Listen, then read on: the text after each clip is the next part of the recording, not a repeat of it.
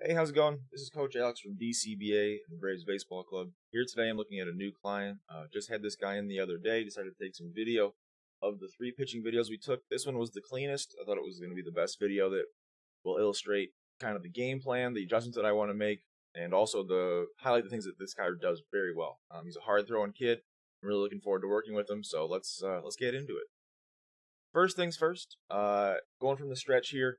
Really nice athletic legs there. Good tall chest. I like the placement of the hands. Head is right on the target.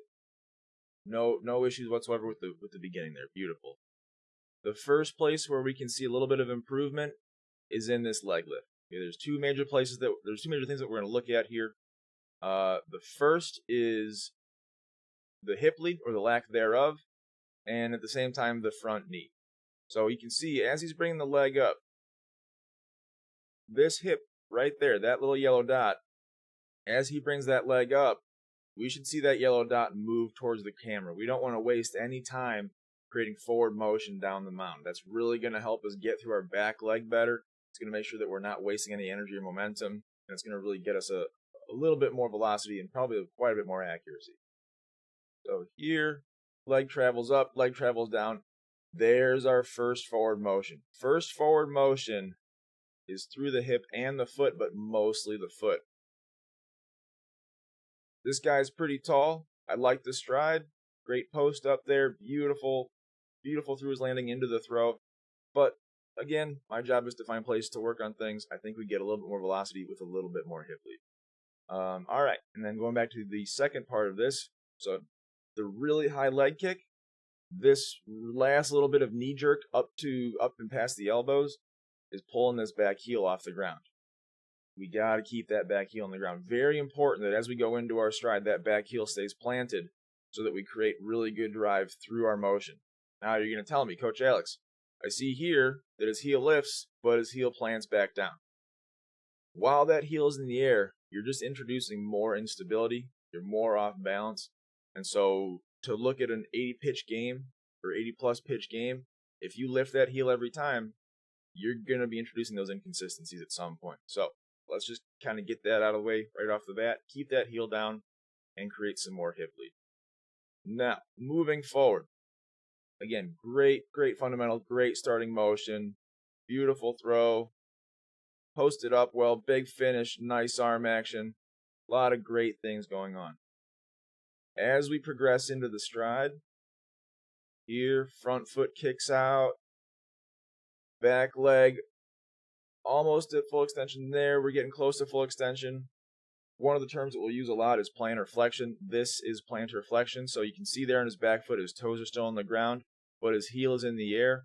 That signifies that we're keeping ourselves on track, but we're also getting a lot of drive through that back leg. If that back leg was to be off the ground there, or if the heel was to be flat on the ground, then we'd be missing substantial amounts of power. So now let's move into the motion. Landing, knee here. I know it's a little bit difficult to see from the angle, but knee is behind the ankle. If we don't have our knee behind the ankle, we're not going to get good hip rotation. We're not going to see in a minute the great lockout that this kid gets through his front knee because of how his hips move and how that translates into a better throw. So excellent job. Plantar flexion, knee behind ankle. Here we are at our foot strike, toe heel landing, beautiful.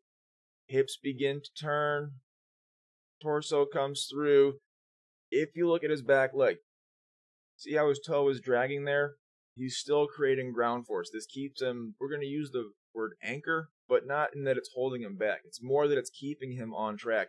If that back foot flies away like it does in a lot of youth pitchers, what you see is the chest come forward a little bit more. The chest kind of pops up, and we lose a lot of control of our release point, of our head, and of our shoulders and our weight transfer. So excellent job that he's keeping that back foot down there.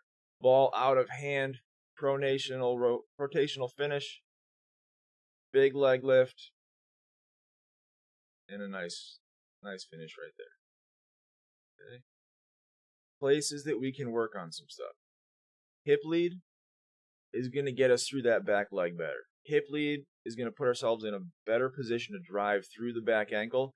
So instead of trying to push off a straight back leg in the very beginning right there, where you're not going to be able to create leverage, hip lead brings our back leg into a position to create leverage from. He's putting that leg in a position to create leverage by bending it instead of just falling through the hip, which in my opinion is a superior method.